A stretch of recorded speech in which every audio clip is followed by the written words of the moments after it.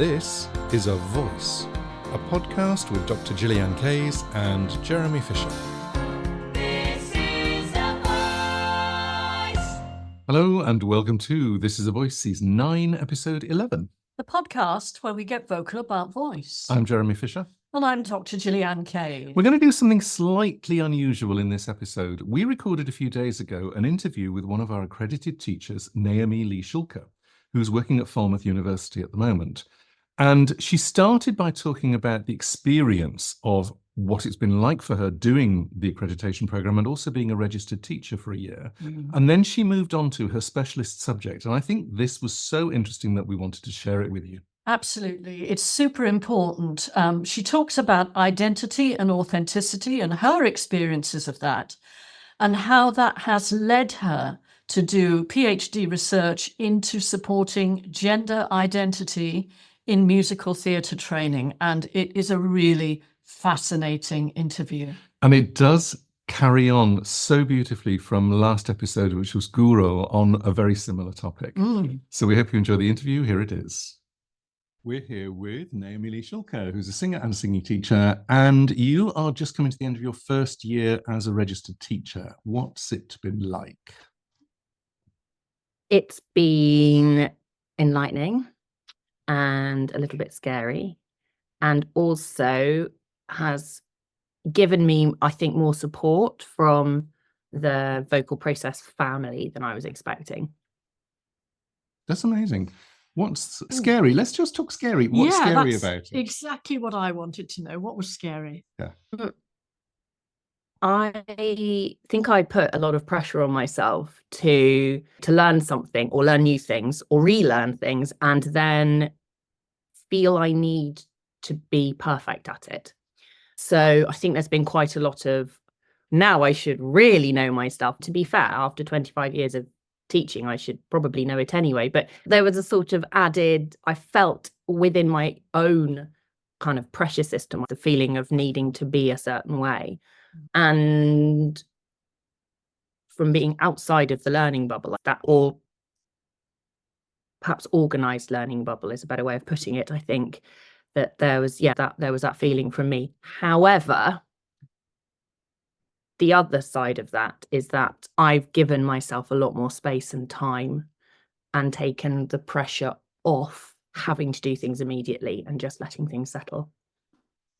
I think that's really important. And it's one of the things we've noticed about having set up this, what we call the new teacher phase, which is what you're just about to complete, which is that you need embedding time because it's very deep and intensive study that you will have done with us on the accreditation program itself.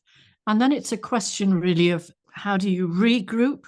How do you embed that learning? How do you put it into practice? And I know that one of the things that your particular cohort did, in addition to attending the meetings that we organised in the trainings, is that you had regular meetings by Zoom and on WhatsApp because you basically missed your training sessions, didn't you? Yeah, oh, absolutely. And we were very close. We are very close as a cohort. And it was just really important for us all that we continued to stay connected, make sure that what we thought we knew was right. I think to an extent, we all suffered imposter syndrome occasionally. And so we needed to remind ourselves, okay, so here's what I think. Am I barking up the wrong tree or is this actually right? And then we'd go through usually similar conversations or descriptions of whatever that particular topic was. And then if there wasn't an answer to it, we'd come to you guys and say, okay, so this is the situation. What's the answer? And obviously always get one.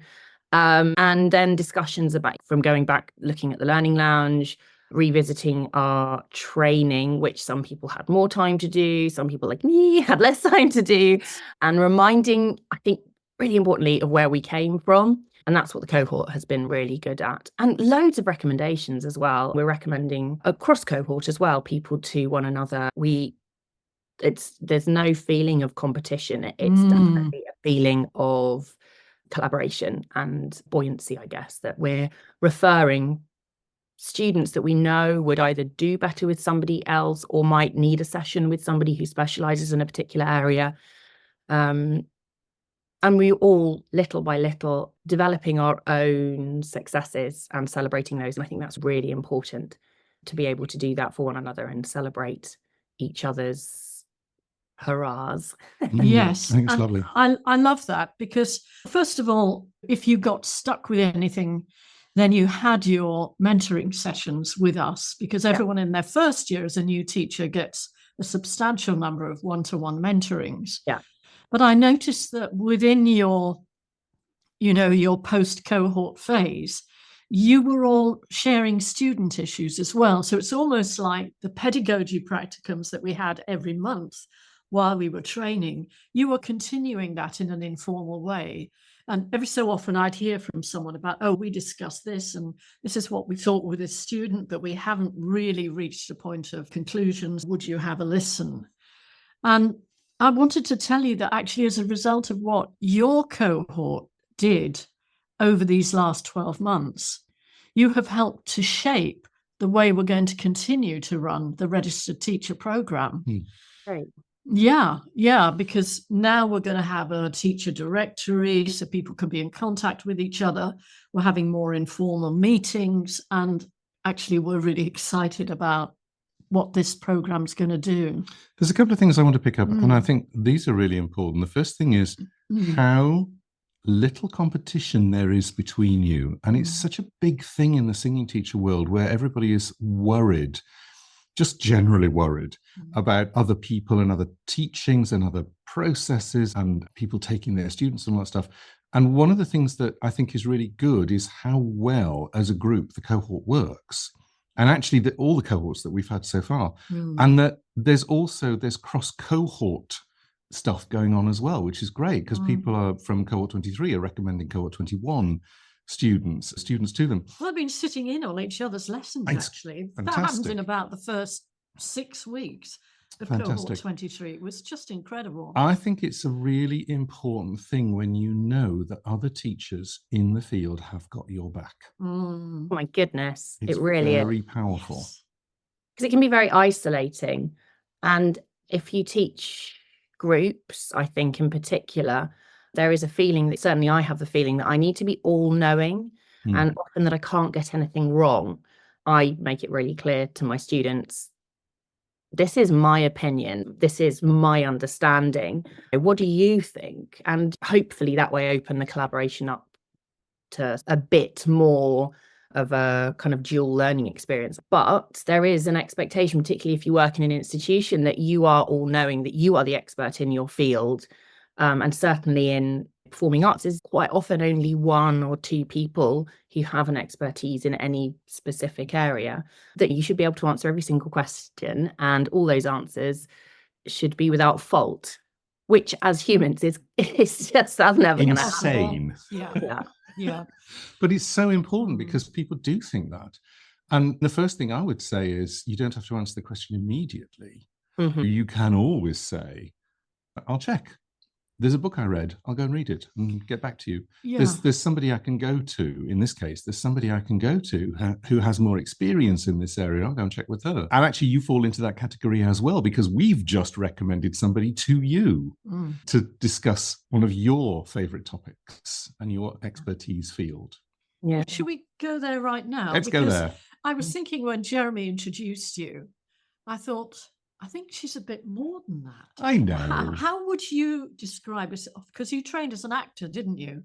Yeah, I started out life as a classical singer at music college, and very swiftly discovered that it wasn't right for me, and then spent time wandering the world and discovering who I was in my early 20s.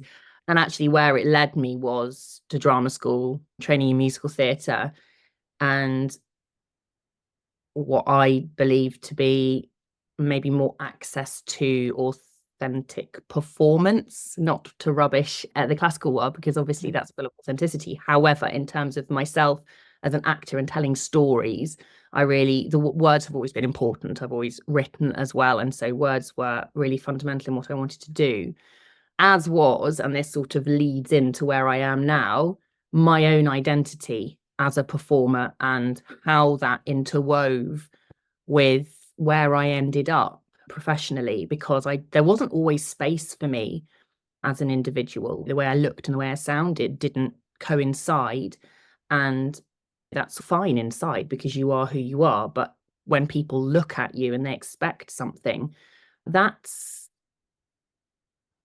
they find that challenging, and that challenge is often put on your shoulders.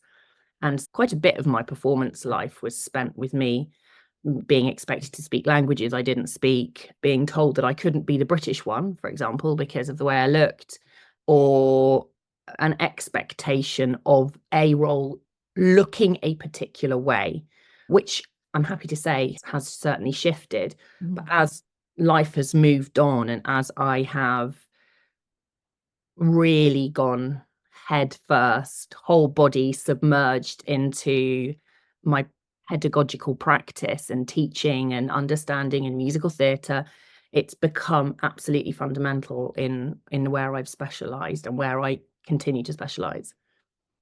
So do you think that those early experiences of feeling challenged about how people saw your identity and didn't realise the complexity of it and who you are, do you think that's really been formative in your interest now? Because you have a very particular interest in gender identity, don't you? Absolutely. There are a couple of things, I think. When I was training as a classical singer, I had a real love of English song and Mozart. And I was told as an 18-year-old at music college that I was too young to do it. I couldn't do it. I was told that, oftentimes I was told that I didn't spend enough time on my vocal technique. I was too interested in storytelling. But the being told I wasn't allowed to do things happened a lot. I felt that my voice was divorced from my physicality. Yes. I always felt, I used to describe myself as feeling like the Hulk, looking like a stick insect. And I was all army and leggy and limmy and and quite slim, but I felt huge in my person, and I didn't always feel that I was able to express who I really was. And so when I started teaching trans students in particular, which really began about 3.5 years ago now, I was really aware of the fact, the first question I was asked by colleagues was, can you see if this person will fit within the course? And it wasn't a judgment on who they were. It was just, are their skills transferable? But my immediate reaction was, I don't think it's my place to do that. Now, I can obviously check to see if somebody is in tune and whether or not realistically there is the potential of a professional career ahead. Although even that, you don't even know when somebody's 18, 19. No, you don't. And I met with a particular student, and we had a conversation about where they were in terms of in their transition, what they wanted to do professionally, what their fears and concerns were, and how they wanted to sound, and where their sound was within their identity. And all of that, and that discovery, and going away and doing a lot of research. I spent hours before I even met with this particular student, listening to podcasts, reading articles, chatting to you guys, chatting with my cohort, saying from before we were cohort members, because I'd already done training with you, saying where do I need to look to find this information? And what I discovered when I started teaching this student was a lot of the information was missing. Wasn't individualized, which of course it's not going to be because it's a relatively small area of research still. But one of the biggest things that I've discovered is that oftentimes, not always, I've found that my students are nervous to use their voice because it feels it outs them and it applies to an identity that they don't align with. And their gender assignment at birth is being betrayed through their voice. And that identity for me was really fundamental, because this is something that I've found completely fascinating. And I knew this intrinsically, I didn't need to read it, that it's about perception. It's very westernized. It's the same as, not wanting to get political, but it is the same as looking at somebody, seeing the color of their skin and saying, you should sound like this. There is no shoulds. There are no shoulds and shouldn'ts. The whole point about humanity is that we are all individuals and that we have the right to sound as we do. However, because we do live within this westernized society, and gender perception is so big within that, there is a need to be able to, I guess, acclimatize your voice to fit within that perceived area of sound.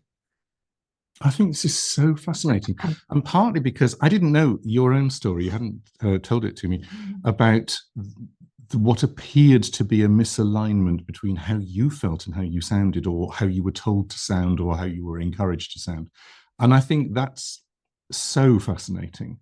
And I'm completely with you on people are individuals, and you express yourself in the way that you want to express yourself. And the individuality is actually, for me, the crucial bit. If we weren't all individuals, we'd all be the same. And that's such a stupid sentence to say. But the thing is that it's in differences and similarities that we actually coexist. And by acknowledging that somebody is having, and interestingly, I don't think this is a purely trans thing.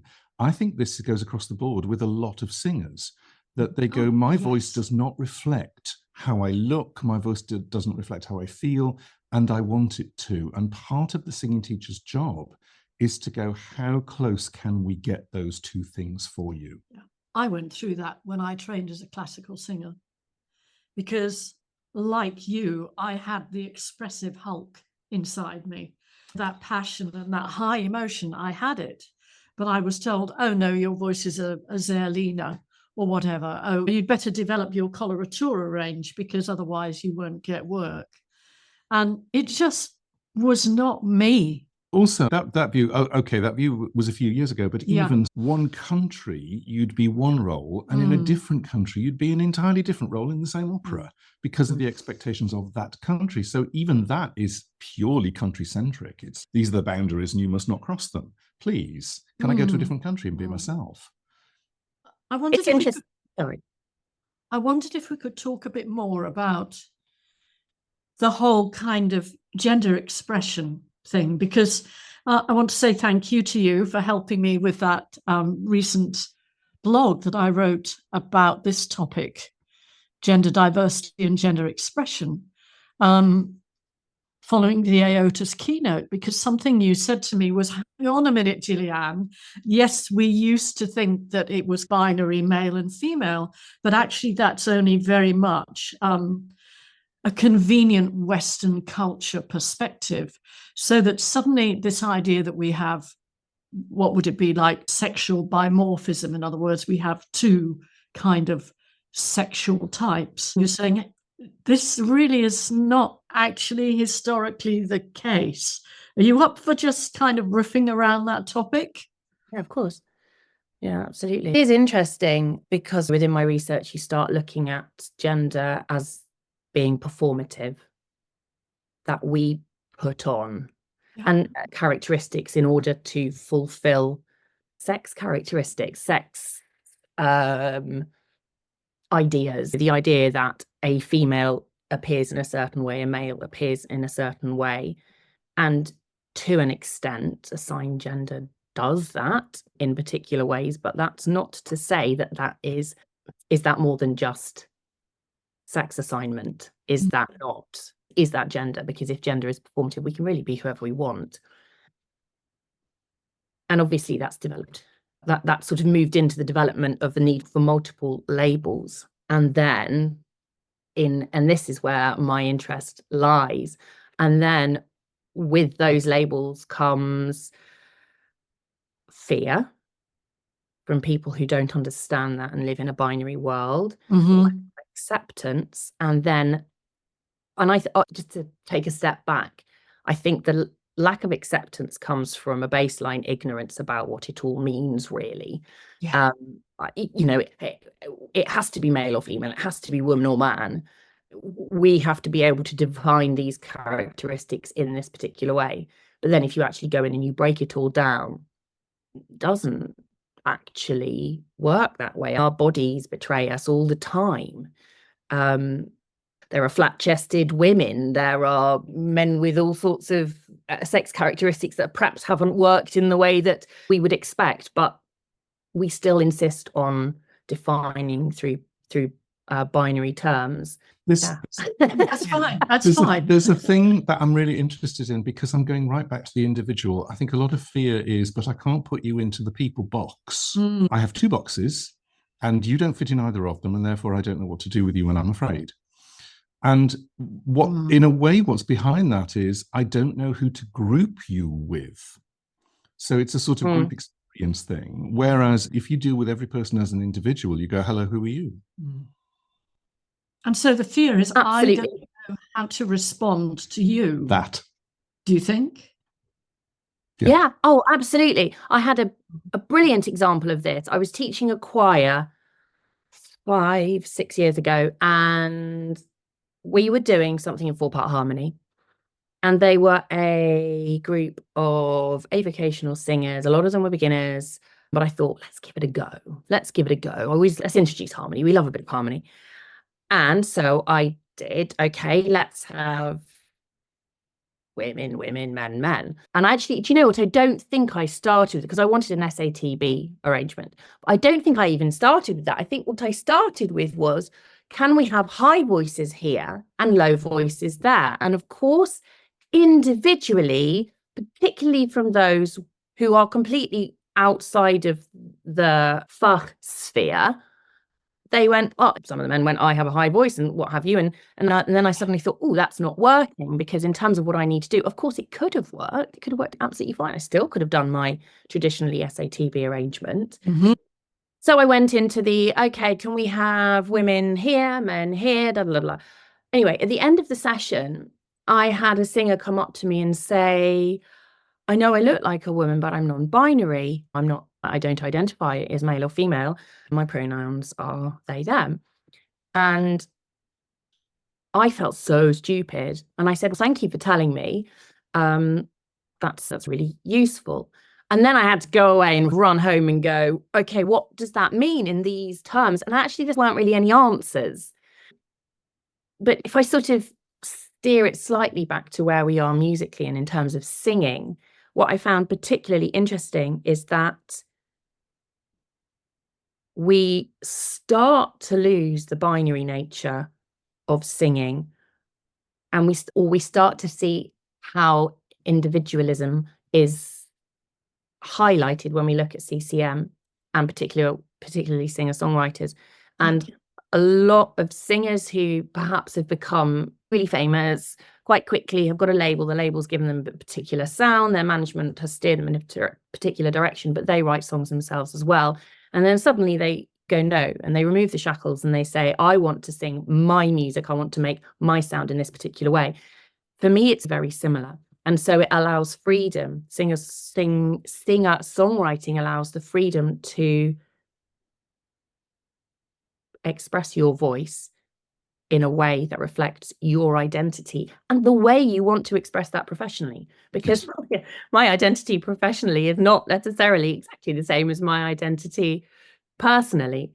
And I think that's really interesting. And the other thing that became incredibly interesting was the idea that actually, when it comes to musical theatre, potentially, I'm not going to give any definites here, but potentially actually as an art form, looking at kind of the idea of kind of gender binary writing and society, they're a little bit further back than other art forms where it might be easier for trans performers and non-binary performers and gender fluid performers to express themselves authentically. If we look at opera, there are trouser rolls. There, throughout history, the castrati, there's all of these different ideas coming in of what sound should be, how we can use voices. And that, I think this is the key thing. using voices in the classical world has always been number one. And whereas in musical theatre, we have story and we have the importance of the authentic line of the storytelling. And that's probably what I like what you said here. And actually, I agree with you. It's probably led to we're depicting stories and we're reflecting society. So therefore, we must know whether this person is a man or a woman, because that's part of the story. This is the romantic lead. This is the other. Come on now. And it is changing now, isn't it? But it has taken a while. I think the change has accelerated since COVID. There was a whole load of things that during that melting pot of the pandemic, people began to say, actually, we are being excluded. COVID was such a particularly in musical theatre. COVID was such a pattern interrupt that people actually started to look at their own lives and go, what am I doing? And I think that's really interesting. It was such a global thing. I think it was a global thing because we've seen so many accelerations and so many changes since that period where people have gone, this doesn't work for me anymore. I don't know what does yet, but this doesn't. We've got gender bender roles, haven't we? You know, I'm not playing devil's advocate exactly, but I will say that although opera has trouser roles and it has castrata roles, it's still fairly rigid. So that it's this particular voice, this particular mezzo voice normally in a pair of trousers that is cast in this role. What I think is really interesting is I want to go back to harmony because there are some really specific things in harmony, and this is about expectation. When you're singing in harmony, you expect a certain line to be at the top and you expect a certain line to be at the bottom, and you can fill in the middle with whatever you want to, frankly. And often the middle parts will swap around depending on how the composer's written. Where it gets interesting is when you have people coming and saying, I don't fit in this thing that you've put me in. And what happens is that vocally, they may not have the same voice type as the person that was originally written for. And therefore, there needs to be a jump made by the conductor to go, I now have got to get rid of my expectations about what I think this is supposed to sound like, and start swapping parts around and start swapping harmonies around and start swapping melodies around. Where I think it gets really interesting is if you take a classical piece, which is soprano, alto, tenor, bass, it's in that order and it's stacked in that order and it goes from top to bottom. And the harmonics are arranged and the harmonies are all arranged around this concept. And then you get a barbershop quartet to sing it, where the melody is the second line down. It's not the top line. The top line is like a harmonic. And so the whole music is structured in a different way. And the moment you do that, you go, it's going to be a hybrid. It's going to be a fusion. Fusion is big at the moment. Everybody's fusing. And I think it's really interesting when you go, there are possibilities in music, particularly in harmony, where you don't have to sing the line that you are, quotes, physically assigned to. And I think it's fascinating when you get that. You get some extraordinary creativity. I don't know, because we haven't been to see it. I don't know if you've seen Hadestown in London. Yeah. No. We were doing a conference in July and Melanie was interviewed and she spoke about how she wanted to play that particular role. So she took over Hermes, which was originally a male role. Yeah. And now she's singing it and they changed all the wiping harmonies the for floor her. With people. It's amazing. Yeah, because she saw the role differently. She saw the gender of the role differently. And we need more, basically. We need more of this. There are so many nuances within this topic because there's quite a lot made of, I don't know, all-female casts of The Tempest, for example, or Oklahoma done with whatever it happens to be. But I think the area that I find really particularly interesting, and I would say maybe very layered and nuanced, is when it comes to teaching trans performers who have all the qualities of a particular role. They fit that perfectly, but they don't want to be made an example. They don't want to come out every single time they do a role. essentially to be made money off of as a marketing ploy, we have this role and there's a trans performer playing it. Sometimes there are performers who want to do that and they want to say, and this is brilliant, they want to say, I'm moving this art form forward. I'm in support of my community and I'm showing how important this is. But then there are other performers who are just really good at what they do. But there is a rigid, and actually just having the experience behind them brings something different to the role. And how much fluidity then do we have in allowing them in within those roles? Do they still have to hit that note in that way that's expected? Or is everything else that they bring going to override that? In the conference that Gillyanne was talking about, we had a whole load of discussion groups. And the one that I led, we started with musical direction and we actually morphed very quickly into casting. And we had one of these conversations, which was really fascinating, about where do people who don't fit standard casting, where do they work? Where do they fit? What do we do? How does this work? And I said that really at the moment what we had to do was to separate long-running musicals, this was in musical theatre specifically, long-running musicals with new writing. Because in new writing, there is so many more opportunities to create something brand new, to cast somebody in a different way, to make the casting open so that anyone can play that role with any type of voice. The difficulty with the long-running ones is that what you're often doing is you are, to a certain extent, repeating the original casting, so that you're going to be, even if you're not an identical clone, you're going to be similar to the voice and the type that was cast in the original production. And it takes revivals where the long-running musical has stopped and then come back again, and the revival can then do something really interesting. But with the long-running current musicals, you really have to go in, and because what we're talking about is the integrity of the piece and how far you can move it. And I think it's really interesting with current running pieces, it's very difficult to move the integrity. With new pieces and revivals, it's really easy. I think it takes a particular type of vision. Yes. To look at that, to perhaps audition someone who comes and brings something to the table that is like a lens, that you've never actually looked at that role in that way before. And I love it when that happens. And then suddenly, particularly if it's a leading role, or it's a role that perhaps may not impact too much on the rest of the writing, then you can reinterpret it in that way. And I really think that we need to make sure that level of flexibility grows into the industry. And as a matter of fact, I think one of the ways it can grow into the musical theatre industry is via our training institutions. Oh, absolutely. Because we've got students like your students at Falmouth University, isn't it? Yeah.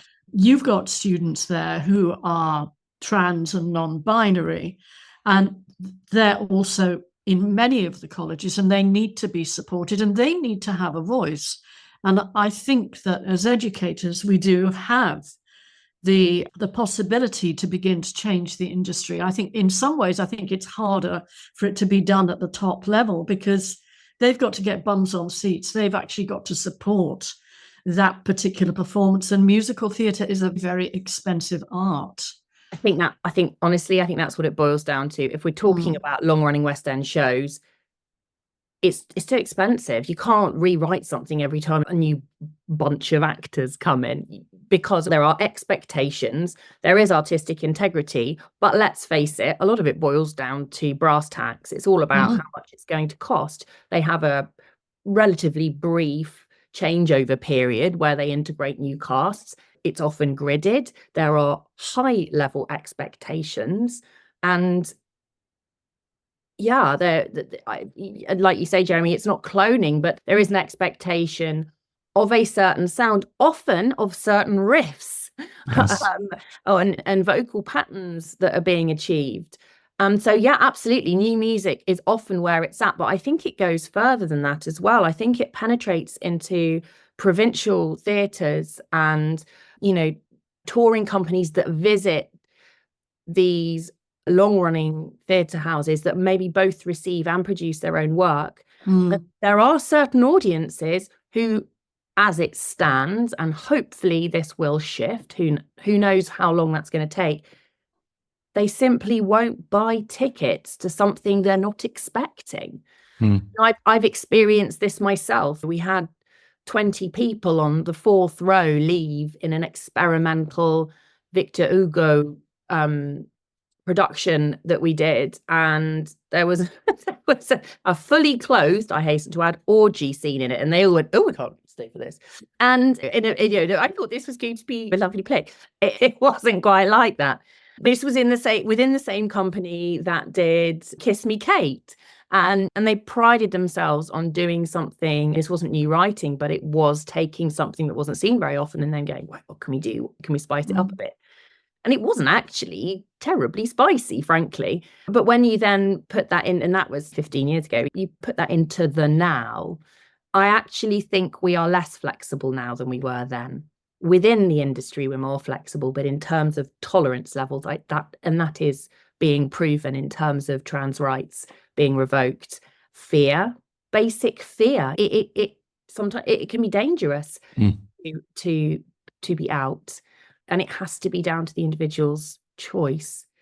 So I want to go back to something that you were talking about when people, if they're cast in a role that is not normally a role that they would be cast in, they don't necessarily want to be out to every single audience every night. And I absolutely get that. I think we're in a transition period. Literally, we are in a transition period. Yes. Where the situation is, it's not the norm. And therefore, anybody who is cast in that way is going to be an activist, whether they like it or not. And I'm really sorry about that, but that's the situation, is that the press are going to pick up on it, whether it's important or not. Sorry, I'm totally sorry to cut you off, but this is where it actually, I'm not sure that's necessarily true, because if that person, say, is out to their singing teacher and is out in as much as they are a man, they're performing as a man, and everyone sees them as a man, they don't necessarily need to tell their agent, I'm trans. Maybe they don't want to say, and therefore they won't be seen as that. However, we then get into that sticky situation where people are like, well, this is the lowest voice I've ever heard in my life, or this voice is different. I didn't expect that. And this is why I am in a phase of transition, where I have to say, be curious. This is interesting.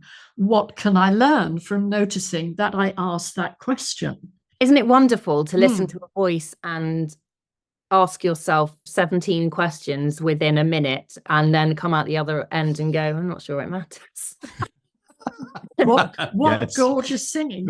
Exactly. About it. Yeah. I was thinking about what you were saying about all of this coming from a point of education, and higher education being, I think, paramount in this. And I do think that what we're doing within Amata at Falmouth is really important. And it had led me, in terms of what we were talking about in terms of SATB traditional arrangements, it's really led me to understand more about the importance of arrangement versus composition. And that's not to say composition isn't important. Absolutely it is. But when it comes to authenticity of what is being sung, we have the most extraordinary MD arranger at work, and he bespoke arranges everything that we do for our students.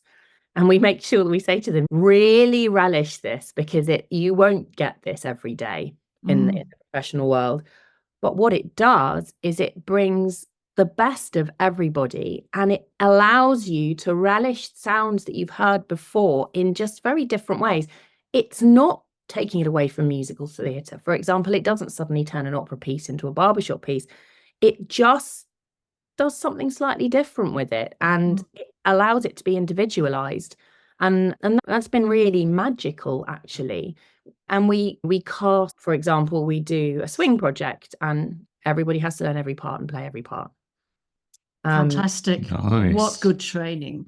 It's great. It's really great. And I try to say to my students, you can sing any song you want. You can bring to your rap classes and your singing lessons any class you want. However, I want you to have done the background on the story. Yes. Will the story tolerate this? If you think it will, I want you to tell me how you incorporate all of this. I like that. Will the story tolerate That's it? very So then good. you're looking at the whole performance envelope. Mm. Because the thing is, the music are actually just notes on a page. It's on a page. Sorry, folks. They have They're no meaning. notes on a page. They can be moved around. But in an environment like musical theatre, we need to look at the story. Yeah, interesting. I love that. I love that. I'm because nabbing that. That's taking responsibility for your reason to sing the song. If you need to explain it to somebody else, which is, why am I singing this song? Why am I allowed to sing this song? Why does this song resonate with me? That whole thing And that should is happen so powerful. in every interpretation, shouldn't it? Yes. For me, it brings it back to identity, which as time has moved on, and I think we're getting away from this again now, but I definitely think up until COVID probably, and still to an extent, there is an expectation of sound. There is an expectation of what musical theatre is in terms of those sounds we produce. And yes, absolutely, we need to fit within certain boundaries. We need to understand what power sounds and belting is. We need to understand how to make something twangier or put a different kind of richness in. All of that, all of those things that we learn in our technique classes. But what I think this is doing is allowing the individual performer in and allowing their identity in. And it's their professional identity. Just as my professional identity as a teacher is different from my personal identity, their personal identity allows them to find nuance within the characters they're playing. And that's so important. Otherwise, we do just get cardboard cutouts. Yeah. It's been such a pleasure. That's such a wonderful It's been place. so interesting talking to you and just kicking this whole thing around. Been so fascinating. Where can people find you? How can they contact you? Yes. What's coming up for you? What's coming up? Coming up. Okay, hang on. What is coming up? Well, actually about to start my PhD. Ray. Yay. So I've got some funding, which is good. So I'm about to start my PhD at Falmouth University as well. And so they're really taking ownership of the importance of this topic. I am out on my email address, which is naomi@naomileeschulke.com. And my website is pending, but it's vocalidentity.co.uk. And just, that kind of encompasses everything that I'm about, really, with the centre lying at gender transitioning. And are you taking private clients as well as your work at Falmouth? Yes, absolutely. It's a sort of 50-50. It's a 50-50 situation. So I've got quite a few new students coming in, and it's really exciting, online and in person as well from my studio. Nice. Okay. Perfect. Thank you so much for talking to us. We're going to watch this space. So interesting to hear that again. Absolutely fascinating. I mean, I loved how we moved from the idea of peer connection and collaboration, to combat competition. It's all about the C's here. And that leads to confidence and certainty in your teaching. Yeah. And then again, how that sense of certainty linked with the ideas of identity and authenticity. There are so many things to pick up on here, particularly in the realm of musical theatre training, musical theatre performance, and the education of audiences. And teachers. So we would love to hear your thoughts. See you soon.